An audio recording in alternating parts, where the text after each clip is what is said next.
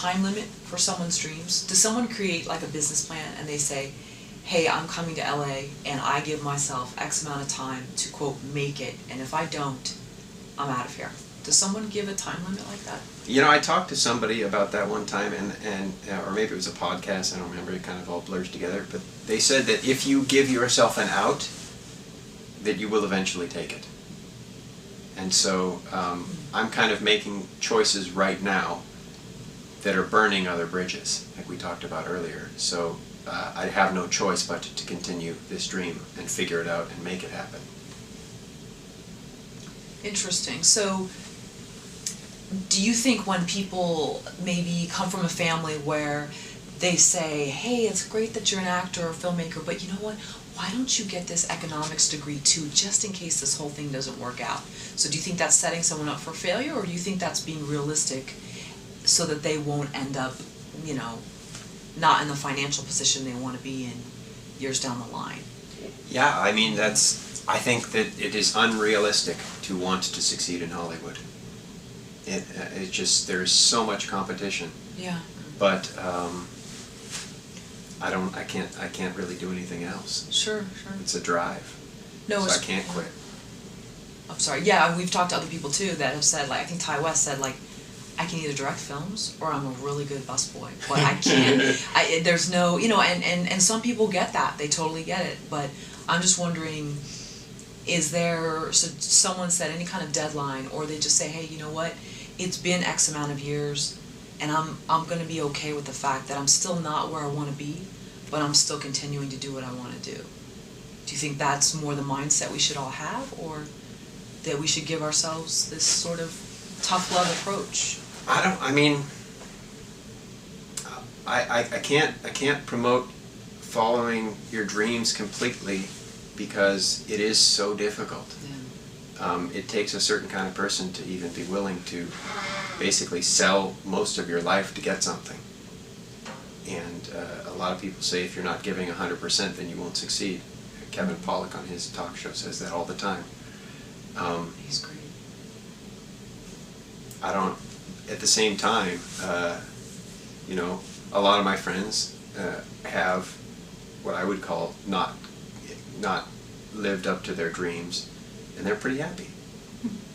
I can't do that. Mm-hmm. And maybe there's something broken, or maybe there's something more whole in myself, but I just can't do that. Mm.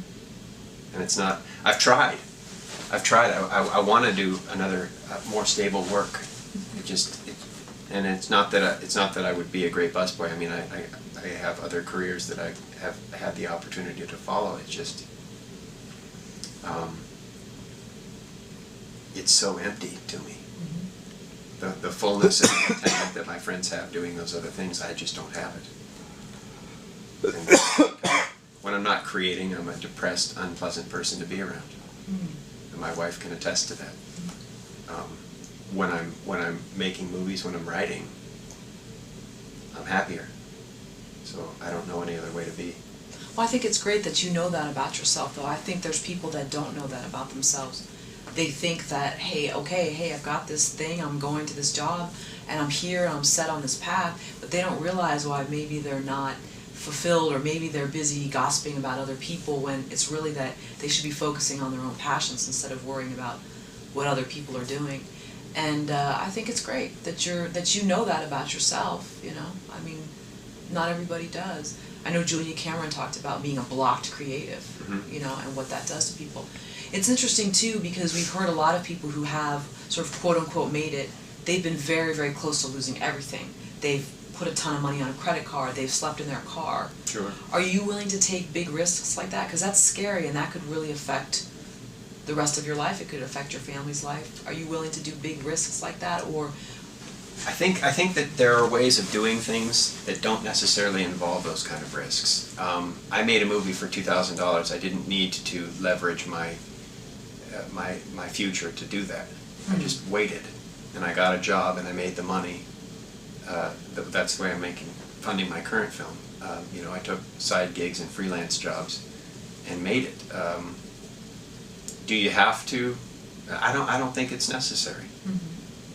I think you can do both reasonably. I'm not going to risk my wife. My wife is more important to me than my film career. So I'm not going to risk her or her future to do this, or my relationship with her. But at the same time, it is my life, and it drives me. So, I mean, I think as a person you have to set up, I will go this far and no further, otherwise what kind of person will you be? Mm-hmm. Will you kill somebody to make a movie? And I'm not using that as a metaphor. Will you actually murder someone to make a movie? Mm-hmm. Like the Tim Robbins movie about making films? Oh, right. Mm-hmm. Or will you, how far will you go to do it? And then what kind of person are you at the other end if you're willing to make those compromises? The player. Yeah. Mm-hmm. Yeah. So interesting. You got to follow it, but there's got to be limits too. Sure. And maybe that's what you're talking about earlier with I give myself 10 years or whatever to succeed. I don't know, but I can't stop and I can't sacrifice my wife, so I got to find a balance.